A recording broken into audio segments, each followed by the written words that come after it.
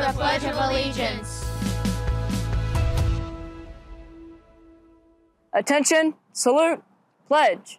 I pledge allegiance to the flag of the United States of America and to the republic for which it stands, one nation under God, indivisible, with liberty and justice for all.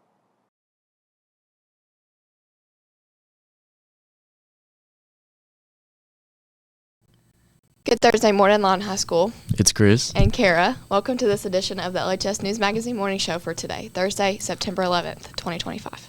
Fall sports are back in tonight as we have lots of Redskins and Lady Redskins in action. The volleyball team is at home tonight to play against Alcoa High School. The match is set to start at 6 o'clock. Come out and support these Lady Redskins. The Lady Redskins soccer team travels to South Knoxville today to play South Doyle in a big district match. Good luck, soccer team.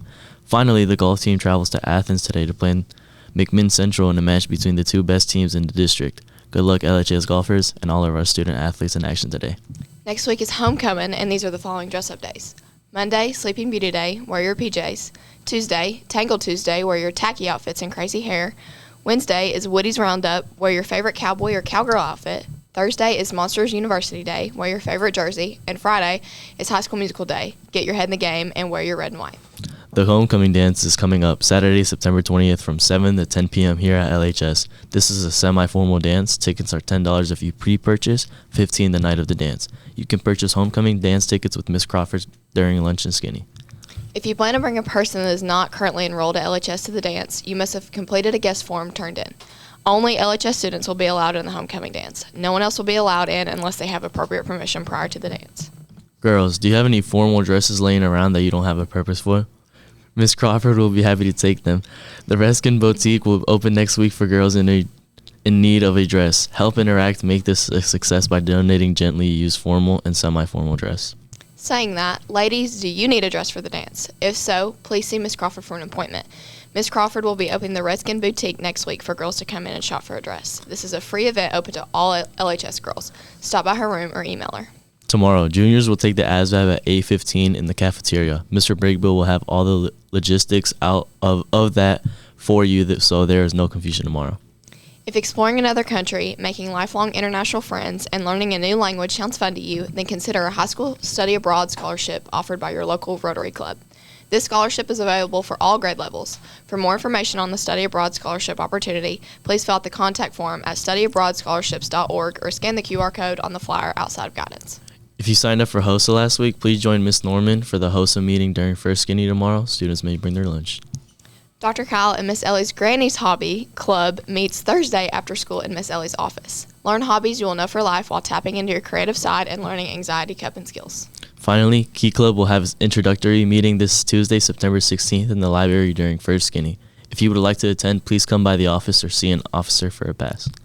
As we close out today's announcements, we'd like to take a moment to reflect on an important day in our nation's history, 9/11. We now turn to an interview with First Sergeant Sebelius from our NJROTC program, who shares his thoughts and reflections on the events of September 11th. Let's have a great day. Good Thursday morning, Redskins. I'm Cara Smith. And I'm Cooper Carr. And we're joined with First Sergeant Sebelius. And since today's 9/11, we thought we should ask him some questions about what 9/11 means to him and how we can honor 9/11. So, First Sergeant Sebelius, where were you when 9/11 happened? Yeah, so I think I was either a freshman or a sophomore. I was in algebra class. It was one of those days that was very average, just go to school, try to participate, try to get things done. And I noticed that there was something going on in the hallway, and somebody had wheeled in basically like a one of those TV carts, and they plugged this thing up. And they said, you guys need to watch this. And from that moment forward, basically, everything stopped. Classes were just kind of an afterthought. And then for the next 48, 72 hours, we watched the TV and we watched this thing unfold. And as a kid during that time, it was just crazy. It was crazy to think about what transpired and the atrocities. I don't know if you guys know this, but initially they thought it was an accident. They thought it was a plane accident, a mishap by the pilot or something like that. And then as a kid, you were just trying to comprehend what was happening. It was a very confusing time. Can you describe that day and how you felt? Yeah, so that day, I think it was a lot of trauma and confusion and just trying to piece together what had actually happened. The way it felt, it was bizarre. It was the strangest thing that I'd ever seen. And to see, you know, like teachers and people that were typically calm, cool, collected, they were like, what is going on right now?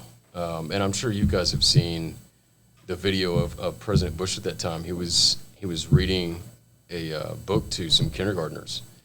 And he had the exact same expression that I think everybody around me did, which is just shock, you know, from the moment he saw it, from the moment he found out about it.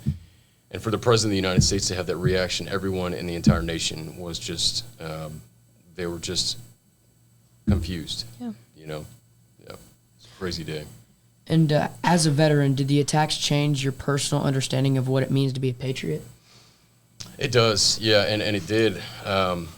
You know, I just got out, I just retired last year from the military, and you know, just conveniently at that moment, you know, 9/11 happened. I think 2 years later, I graduated, and I was like, I've got to do something about that. And I feel like as a nation, we all kind of felt like that, is that, hey, this thing happened to us, right? And initially we were terrified, we were shocked. There was confusion, and then you just saw it slowly progress over time, that people went from shocked to very empowered, angry, wanting retaliation, wanting retribution, you know, like, and rightfully so. But yeah, as a veteran, looking back, it really validated me joining the military. Yeah. You know, it was a time where it was like, hey, you're needed. And I had this like internal movement where I was like, we got to do something. You know, so yeah, absolutely. Changed me a lot. Speaking of what you said, although 9/11 was very tragic and traumatic, it did make the nation come together. How do you feel about that? Just because that's never really happened before. Just the nation has not come together like that since 9/11 really happened. Yeah, absolutely. And I mean, you guys, you see a lot of bookmarks in our nation's history where tragedy or something monumental happened. And it's just, it's good to see, although very unfortunate the events, it's good to see everyone unite together towards a common purpose. And then the irony in all that is that, you know, the perpetrator, Osama bin Laden, his intentions was to dissolve us and to make us look weak and invoke fear in us. And it had the opposite effect. We got all very angry. We got very unified, as I already said, you know, and it was just one of those things in our time where everybody was like, this is wrong, and we need to do something about it. Yeah. The war on terror that followed 9/11 was long and complex. What was your impression of that war? So the impression of that I got from the global war on terror was, I mean, it was very personal to me. I spent over 3 years in the Middle East for this cause, and you know, that long war, it served many purposes, and this is always going to be criticized, as all wars are in our nation's history. You know, we think about how effective was it? Did we do the right things? Things like that. But me being one of the guys, one of the many men and women that are very selflessly serving their country, when you're there, you know that you're not just there for we fight terrorists and we get the bad guys and things like that. We also helped, establish schools and establish democracy in Iraq and things like that basically kind of aligned with the goals of our nation and in the best interests of those countries as well. So I think the global war on terror, it very much made my military career fulfilling and challenging, especially towards the front end. But I felt very confident going forward, even 10, 15, 20 years in the military. I was looking back and I was like, I did it. I did something right, and everybody that I worked with, everybody that I deployed with, we did something right in the name of humanity, not just for an agenda. If that makes sense. Yeah. You mentioned you were stationed in the Middle East. Do you care to share a story about that? Yeah, I think. I got stories for days, but I tell you what, I think the most iconic story I had was, you go on patrols and you'll see nothing for, hours upon hours upon hours, and it's just, you're serving as that presence for safety and security for that country that you're in. And one time I was on patrol. It'd been 36 hours. It was a really long patrol, but they needed us, right? And we were short on folks. So at the end of the patrol, I think it was around noontime, right? And So the Iraqis they're coming out. They always greet us. They're very friendly. And they brought us hobus, which is basically a baked bread, and they brought us chai, which is basically like this espresso-looking tea. And this Syrian family, this Iraqi family, they came out, and we just, at the end of the patrol, we hung out with the kids. We hung out with the family. They fed us. And it was one of those moments where it's like, amidst all this war, we're still together, and we're still loving each other, respecting each other. And it's just one of those things, it's like the capacity for human kindness just really knows no bounds. Yeah. You know, regardless your background, regardless what your current situation is, or all these other tensions with politics or nations or whatever, we're still loving people. Yeah. You know. Yeah. What do you think the biggest lesson we should take away from the events of 9/11 is?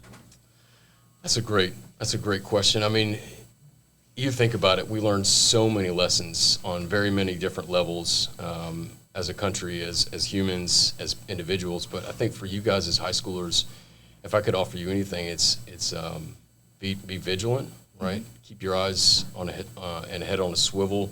Make sure you are looking out for anomalies, right? Things that don't look right. And if you do say something, or you see something, say something. Right, I know that's kind of a catchphrase, but you've got to live it because there are people around you that need your protection. Yeah. They need your assurance, right? And some people nowadays, they just kind of hyper-focus on the technology or whatever's right in front of them. But you always got to be looking around and be that person that serves and protects and looks around you. You see it playing out in the news just this week, you know, last week, people that terrorist attacks here, people that are being violently attacked. You have to be that person that protects. You have to be that person that loves and cares for others, regardless who it is. If it's your family, if it's your friends, whatever it may be, don't create or be the person that creates the opportunity for a very violent act like what happened on September 11th. Yeah, absolutely. So your NJROTC program is going to do the 9/11 stair climb. Can you tell us what that is and what it means to you? Yeah, absolutely. So I had just started this job last year, right around this time, and it was my first opportunity to kind of interact with the cadets, which I was really impressed, you know, right out the gate. But 100 flights of stairs, basically representing what the EMS, the firefighters, the police, you know, all those folks that went in selflessly just to rescue folks. That's the climb that they had to make.